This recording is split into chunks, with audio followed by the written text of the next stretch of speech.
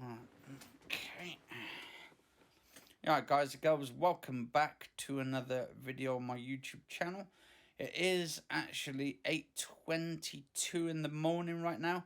I went to bed early this morning actually, last night actually I should say.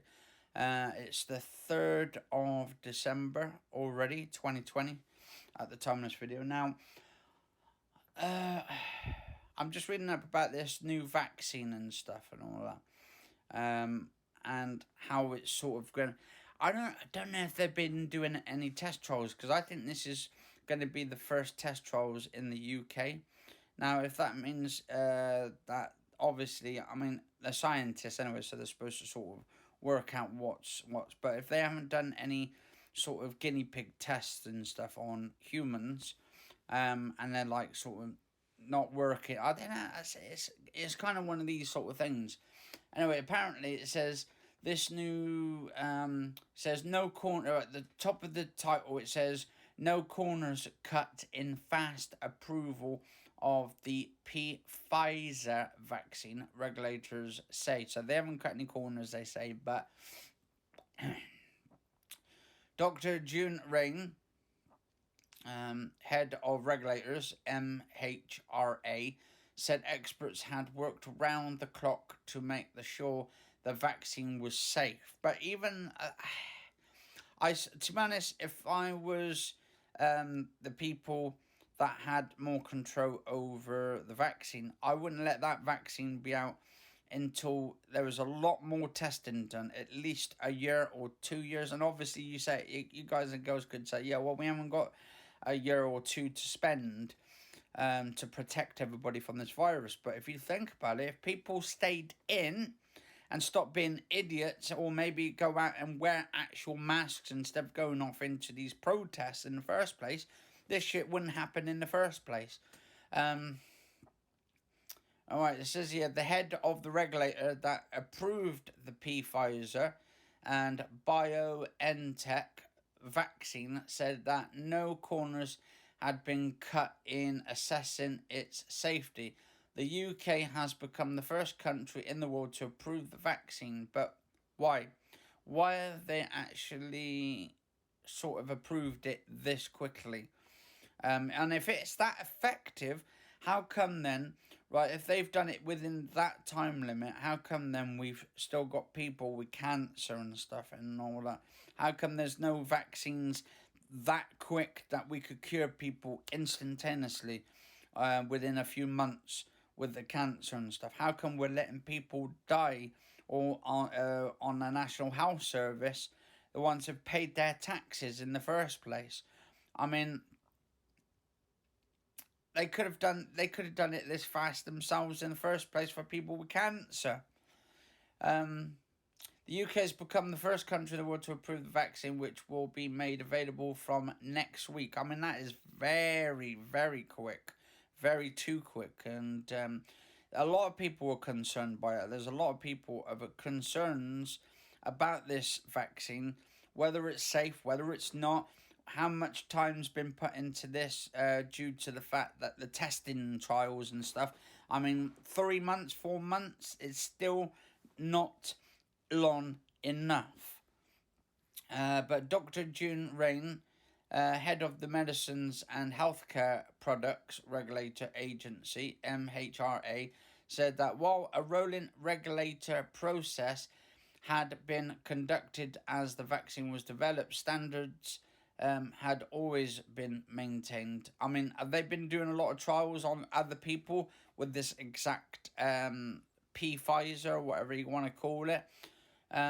She told a Downing Street press conference that doesn't mean that any corners have been cut, none at all. Dr. Rain said experts had worked round the clock, carefully, methodically, poring over tables, analysis and graphs on every single piece of data. More than 1,000 pages of data had been examined, she said. Professor Sir Munir Mohammed, chairman of the Commission of Human Medicine Groups, said the adoption of the Pfizer vaccine will provide overwhelming benefits in helping to fight the virus. He said they had been given unprecedented access to the raw data, including clinical trials and manufacturing process. What? So they've been doing sort of the clinical trials within the 3 months, or does that mean they're doing the trials as soon as this hits the UK and all that? I mean, there needs a lot of answers about this. Can fly. Trials and manufacturing process. From this, we can come to the conclusion that there is overwhelming benefits for this particular vaccine, and therefore recommended to the MHRA that its use should be authorized. He told a number 10 briefing. The data showed that this vaccine is 95% effective. It is effective within all the groups who were given the vaccine in the trial. So obviously they've already given the groups, they've already been given the trials, and so a lot of them have been trials, were given the vaccine in the trial, irrespective of age, sex, race, or country they lived in. He said safety was similar to the other vaccines, and that any side effects were usually mild and lasted only a few days. How does the Pfizer BioNTech vaccine work? Scientists synthetically create the genetic code which is used by the virus to produce the infectious proteins. This genetic message is given a fatty protective coating and injected into the body. The code tricks the cells into pumping out solitary virus proteins which cannot assemble into a harmful virus. But don't forget, everyone's DNA and everyone's genetic code is different. And also, because of people going out and about now and going to the shops and stuff, this virus could actually technically become even more powerful, more dangerous, or it could actually evolve into another virus, which we don't want in the first place. And that's why I always say we should be keeping people locked up for at least another 8 months. We wouldn't even need this flipping vaccine in the first place if people would have done their toad and stayed in. Number 5, if a patient encounters the virus, T cells and antibodies are already primed to fight it off. The immune system detects these viral proteins and produces a defensive response. Well, normally you would think the immune system would kick in the first place, because that's what our immune system is. But if you're being given alcohol or cigarettes or drugs, that certainly ain't going to help your immune system to fight the infection if you're a heavy smoker. So, I mean, that's why we should be, and then is this actually going to protect, actually, is this immune system protection virus vaccine, is this going to protect people who smoke heavy a lot and stuff, or have got a bad immune system because of it? I mean, we need to know more about this. A senior respiratory physician said the UK has one of the best immunization systems in the world, and set out the process the country will take to vaccinate the population. Professor Wei Shen Lim of the Joint Committee of Vaccinations and Immunizations, JCVI, said the first phase of the vaccination program would protect those most at risk and health and social care workers.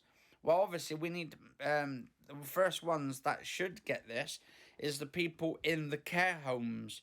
If it does work, that will protect them when their kids and their family members go straight to them and all that in the first place, to see their families or their mums and dads and their grandpas and granddads and stuff and all that, and all of it. I mean, we need the elderly protected most of all.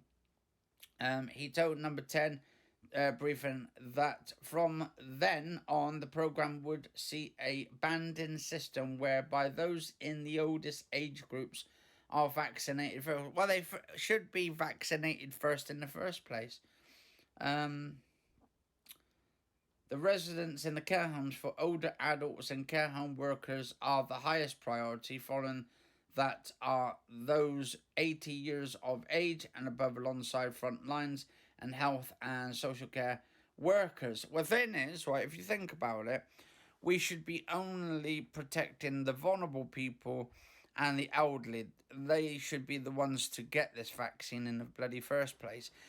Younger ones, I mean, their immune systems will fight it off anyway, so really you don't need to give them that. They could just, like, say, you could just basically send them into the house and say, look, you're staying in the house and all that shit. Just keep them locked up for a few days until the virus is gone and all that shit. The protocol for the rollout, he said, would be national rather than a tier-based regional once. But the thing is, if this actually works in the UK, is this going to go globally? And how much is people going to be paying for it? Because I can't see this on the National Health Service, guys and girls, at all. I can see this being privatised and all that due to the fact that the doctors and nurses are the ones who need the money, and also the, what do you call it, pharmaceuticals. They'll be making a hell of a lot of money out of it, because I can't see this being on the National Health Service at all, unless you want to sort of have an economic worst crash you've ever had, obviously. And I can't see this vaccination going for more than £150, £100 per sort of shot. And I think people should be, I mean, obviously, you can get a vaccine, then people should actually know that we should be paying for it, because we got to put money into the system. And I would actually rather have them to be vaccinated and paying for it than getting it free off the National Health Service. But let us know in the comments below, guys and girls.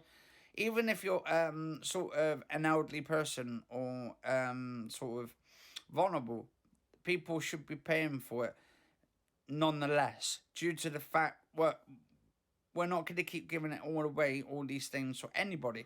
Whether you're disabled, whether you're not disabled, whether you've got vulnerable situation, or whether you're working or not working, this should be privatised, especially at this pinnacle point, because the amount of people that are off work at the moment is not paying all this tax now in the moment, because people are not working, and it's due to the fact the government are messing things up, and they're not actually allowing people to go back to work and earn the money. And I think if they do it, privatise the medicine itself, or the actual vaccinations, then they could make a lot of money, and it could go back into the National Health Service, and it could go to the doctors and nurses and everyone that is actually paid into it. But anyway, let us know what you guys and girls think. Anyway, for 3rd of December, it is Thursday today. So Thursday, the 3rd of December 2020.